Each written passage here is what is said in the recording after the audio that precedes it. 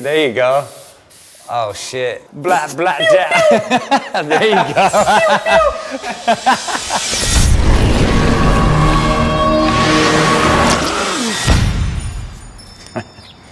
You seem pretty amused with yourself over there. What you writing about? Oh, I'm just working on my stand-up routine. Want to hear it? Nope. Okay, great. What do you call a cheesecloth mesh with 2 testicles? A nutsack. Now, speaking of nuts, ever notice how squirrels look cute but taste really bad? Yes. I think it's got something to do with the way they climb up those trees. They got all that bark caked up in their claws. That's why they suck. Speaking of claws, what's the difference between a Tempur-Pedic adjustable Craftmatic and a waterbed? One makes you sleep real good, while the other one puts you to sleep. Forever. Oh. How about them apples? Paintbrush, no! You should have just let me die in peace. I can't let you die. You're my best friend. I don't know what's more fucked up, the fact that you came up with that crap or the fact that you think it's funny. You just don't understand good comedy, okay? I thought I moved this thing.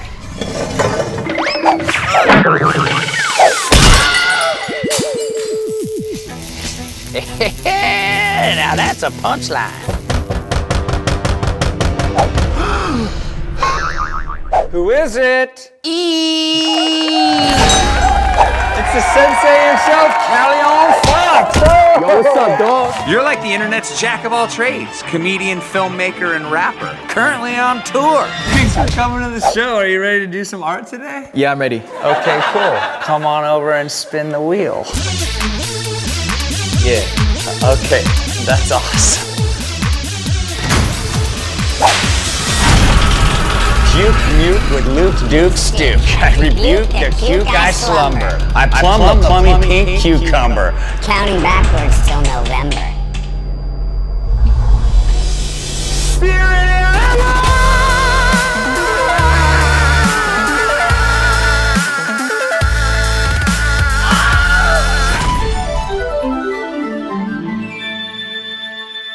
Spirit animal.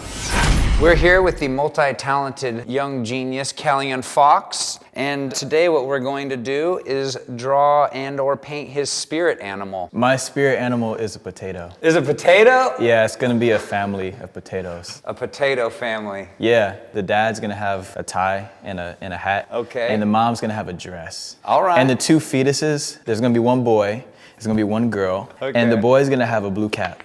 The daughter is gonna have, I think she should have a pink bow. Okay, that sounds good. Do you mind if I switch those up where the little boy has the pink... The pink bow? Yeah, I just want to switch it up a little bit. Hey man, we can switch it up. Okay, so I think that what we should do first is sketch in the shapes with the oval. Loosely allow yourself to imagine the potato family with the shapes and the contours of your imagination. Keep a close eye on this guy. I like his wild nature. You gotta loosen it Mr. up. Potato King.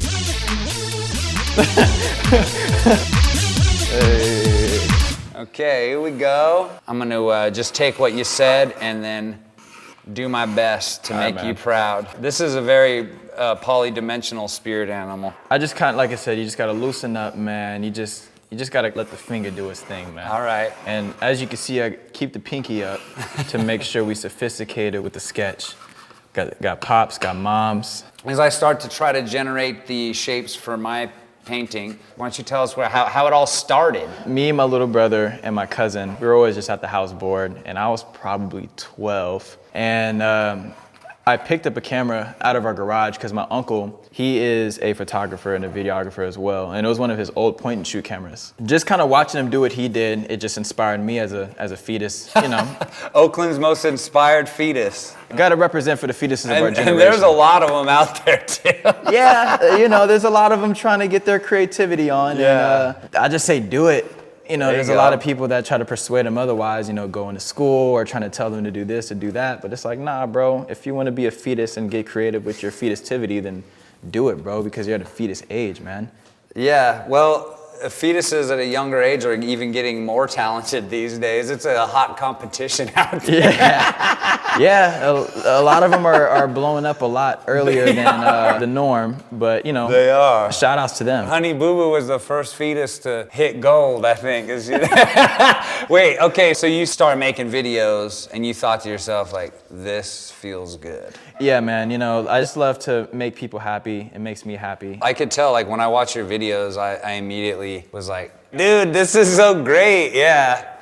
Plus, I was like, oh, I know where he filmed this. Yeah, This street. hey, I was I like, feel I drive by here all the I time. feel like when you're from the Bay and you're able to recognize, like, wait, I know that street. I drive up and down that street all the time. Wait, is that Oakland? That's when you're able to, It like, is. you really, really appreciate that because there's not too many people that I know of that's, like, in the social media. Whoa, that's crazy. I love it. Yeah, I put in another fetus. I'm just drawing the family potato, man, and then this is the mom potato. These are the potential kids. I notice when I make videos and I'm trying to do like comedy stuff, it has so much more of a profound effect on people than when I show them like, look at my cool monster thing I drew. I just like to give people confidence. I've met a lot of interesting people that try to, you know, verbally abuse your boy, but, you know, it's all good because I got to a certain point to where I stopped caring. I feel like people like to state their opinion, which is cool. You know, Yeah. opinions are always welcome with me, but it doesn't mean that it's always gonna matter to me. You know what I mean? Because I already know what my vision is gonna be. Plus, you can't really give into it because so many people, it's like just a projection of their own bullshit. It's like that's their own judgment. To have compassion for them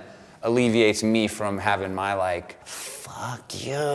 You know what I mean? There's people that subscribe just to be mad. And then you know what I do? It's a creepy place. I present them with the taters. Yeah, you let them know. Don't hate, appreciate. Appreciate. So now we're gonna give some environmental details. Environmental. This is basically a photo of the Tates in the house. And they got the taters, you know, banner just in the top left-hand corner of their crib. I'm gonna add some details into my frame. I'm gonna add volcanoes because when I was young, I was like really afraid that molten lava was gonna be something I had to worry about. So here we go. So you moved from Oakland to Los Angeles. Was that like a rough transition? It was fucking terrible.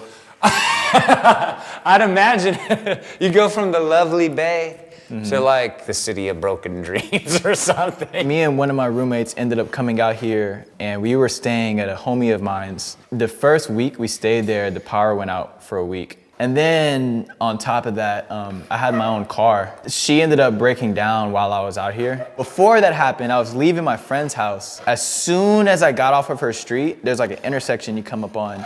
I saw a cop car on the side of me. They did the little gesture for me to go. And I was just like, oh shit. And so I pulled over and then one of the cops came out. They're like, hey, put your fucking hands on your head. Put your fucking hands on your head. Damn. And he's like holding his holster and I'm like, okay. So I have my hands on my holster. He's like yelling at me and shit. And I'm just like, bro, like it's 9 a.m. Like I'm just trying to get to my house. Like what is going on? He's like telling me to roll down the window, but I started freaking out because I'm like, bro, my car is manual. So I don't want to like reach over and try to roll it down. And it's like, you think I'm doing some shit. Yeah, that's like basically the excuse they look for sometimes, you know? They told me I got pulled over because my front license plate was missing. Shit was crazy. I don't know if you're familiar with using an airbrush. You put some liquid paint inside this. Then you pull back like that, and then that determines how much paint comes out. All right, bless me up. I'm kind of just blasting neon style. Like they're peeled. But like if you go like this, I'm gonna hand this over to you. Say less. These potatoes are neon because they're a nuclear family. They've been exposed to nuclear radio They've activity. been exposed to nuclear stovetop Healthy stuffing. activity. So here, I don't know what color you would like to start with on these. Let me get that neon orange. Okay, you want the neon orange? That's a good decision. Okay, so here you go, dude. I'm excited to see what you do with that. There you go. Don't be scared. Oh, okay. There you go. Yeah. You got any favorite rappers from Oakland? Hustler's cool, E40's cool, Mac Dre is tight. We were talking about Crayshon's tight. Crayshon's Bumpin' tight. Bumpin'. That's my shit. Like, I really love that song a lot. What about Lil B? Lil B is... Bass God in the pack. Once we got KD, he raised the curse, and I was very happy about that. Yeah. And then he put it on James Harden. I like how basketball, especially with like the Warriors, like I kind of feel like the Warriors is a really amazing example of having so many superstars. Yeah, because we came up, we were on struggle mode for years. Like, I hate when people try to put Warriors in this super team category, but it's not like we were given superstars. Nah, we were given like players that had potential to be superstars. Do you have any secret talents that nobody would know about? Not a lot of people know about this, but in my past time, my fetus days, probably at the age of 18, 19, 20-ish, I used to work at FedEx, and I'm incredibly great at stacking. Stacking boxes? Stacking stuff. Say like you go to Costco, right, and you have a cart full of groceries, but you have a very small trunk. I'm able to eyeball the trunk and be like, bro, I can get all this stuff in here. Even when people are like, no, you can't, bro, and I'm like, trust me, I can do it. Just step aside, get in the car, start the engine, and let me do my thing. I'm gonna get this shit in there. But yes, I am the guardian of Costco, and I am here to stack your things. They should make that a position. I think it should be a position. Like when you help people out to the car, would you like me to load your stuff into your trunk? The stack captain. Stack captain. So you could pick one of these brushes. I don't know which one looks fun to you. That one looks good, okay. Remember to keep your pinky out. Pinky's up. So I use a comic book style as a sort of a way of laying down a foundation for how I'm gonna ink. I remember having, like, comic books having such a huge impact on me. Were you ever like into comics? Not exactly comic book. Like, I read Captain Underpants. That's adorable. Captain. Something that's similar to that, I mainly watched anime. Like whenever Saturday rolled around and Toonami was kicking in. I guess that's interesting because so you had like a TV channel, whereas when I was growing up, anime was sort of on these bootleg VHSs where I had these like multi-generational dubbed versions of Fist of the North Star, Vampire Hunter D, and then came like Ninja Scroll. Ninja Scroll, I know Ninja Scroll. With Jubei like Akira. Kipagami. Yes. When I was growing up watching Akira, I could not believe that was a cartoon. I mean, it was so far and above like Hanna-Barbera, you know? Mm-hmm. Once you see Akira when you're a little kid, you're just like, don't give me any Hanna-Barbera. I don't want any Yogi Bear after they see Akira, you know what I mean? What was your favorite animes that you would? The first show that I've ever watched was a show called Fooly Cooly. It was a very inappropriate show that I didn't realize was inappropriate until as I got older and watched it again. Basically what it was about was, it's like a bunch of robots that come out of like this little kid's heads. They basically represented like sexual desires, if you know what I mean. Like the bigger the robot, the more girls wanted them. Okay, so it was sort of like all symbolic stuff. Super symbolic, bro. That's so funny in like Japanese cartoons. I feel like that's what it's always about, some kind of repressed emotion or some sort of repressed sexuality. That's what I'm saying. It's so cool how they're able to take that and like flip it into something that's super random that doesn't really make sense at first until you watch it again. Do you feel like the early anime was like informing your sexuality or your interest or something? You're like, I gotta find an anime girl. Nah, like not exactly. I was more into the music, just basically like how they animated it. Because another show that I really liked is called Samurai Champloo. The artist behind the soundtrack, which is like Nujabes and Fat John. Rest in peace to Nujabes. He was very talented. I listen to his soundtrack a lot. If I'm just trying to like meditate, whether I'm like sad or depressed and just like need to cry. That's cool. I'll have to check that out. I like this 333. Those are E's. Or is it boobs? E. Ask me what my favorite letter is. What's your favorite letter? E. Why is that your favorite letter? Because it makes cool sounds and it looks cool. Yee! Do you have a name for your family of potatoes? The Crinkles. The Crinks? The Crinks, yeah. Yeah, man. The nuclear family where they all love each other, they're all present in each other's lives, they're sensitive, they understand when they're having a bad day and they give each other space to suffer and they support each other and give each other space to succeed and become the best person that they can be. There we go. They know how to accept others for who they are without judging them. They say, it's all Take good. notes. What you're looking at here is probably gonna end up in the Louvre sometime, in the Louvre bathroom when I sneak it in there. Everybody, Banksy did a new installation in the bathroom. They come in and they're like, oh, Not as good as his other things that he did. So you're from Oakland, the OG Oaksterdam. Yes. Do you smoke weed? Because whenever I'm walking down the street, I smell like 5 different strains of weed, and I'm just like, yeah, I love Oakland so Nah, bro. I hate weed. I had a bad experience with weed when I was younger. My first experience I ever had was with the edible. Jesus, that was your first experience? That's a bad first experience. It was something that my friends made too. Oh, geez, so it's like, it could be all the weed in one brownie. I'm telling you, man, like, you know the graham crackers, how they come in rectangles?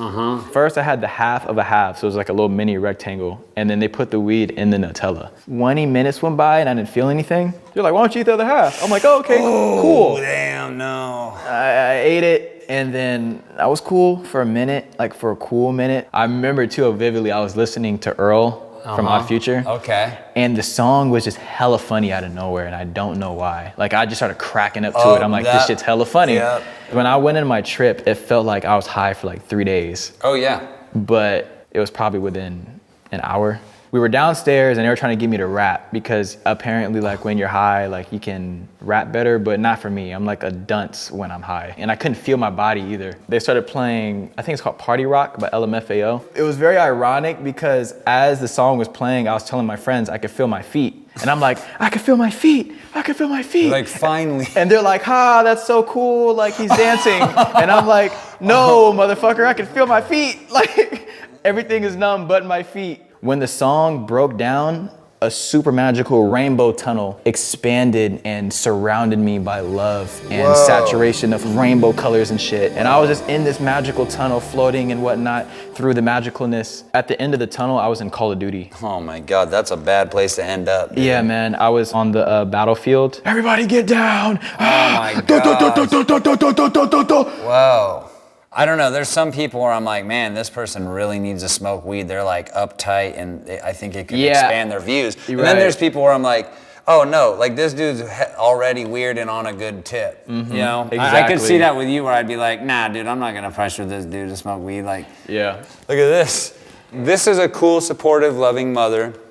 This is a dad who's a little overworked, but he's there and he understands and he'll be present for you whenever you exhibit any kind of troublesome behavior. This is the older brother who identifies as an older sister, who is actually like really sweet and encouraging, yet holds a lot of fringe beliefs and BDSM experiences. And this is the little sister who identifies as a little brother, who is just now getting into playing RBI baseball and Nintendo. Look at this. She's crying forever, so I'm just gonna let her cry. Oh my God. I've been trying to stop her from crying for like 5 minutes, but she just kept crying. So I'm like, sometimes fuck it. you can't stop the tears from coming. She's just a sad mama. You're super inspired as a person. You're like poly-dimensional, creative. Is it kind of natural for you? Do you feel uninhibited? What's your secret? It's all about healthy, wholesome, positive headspace. Like when I'm in a good place to create, that's what I'm able to create, you know what I mean? Like, I know some people are able to create, you know, when they're in a negative space, which is also very interesting. But like for me to be as goofy as I am, that's because like I'm cool, you know, I can't fake that. There's literally nothing worse than pretending. Like if you're in a bad mood and you just want to suffer and like get through it and process it, because the sooner you do that, then the sooner you can come back and actually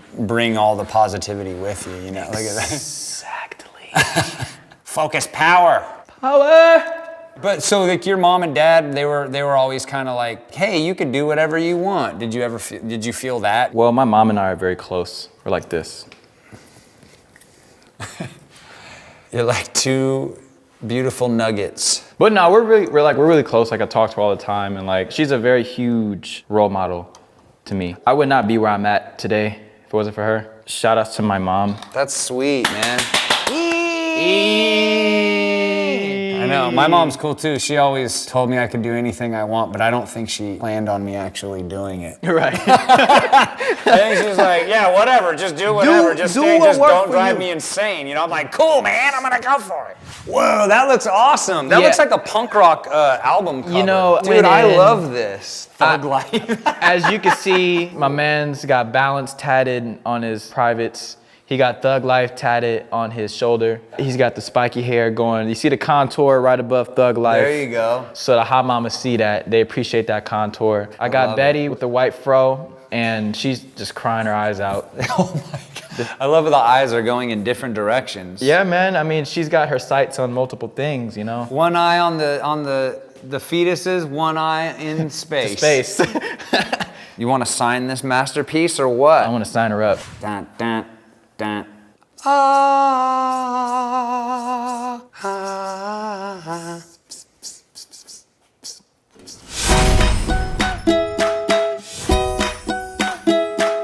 Let your spirit animal be free, just like my man over here, Caleon Fox. I appreciate you coming by. You're a special dude.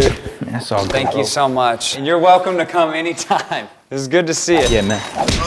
All right, buddy, be safe out there. There's some, there's creatures, there's foxes. There you go.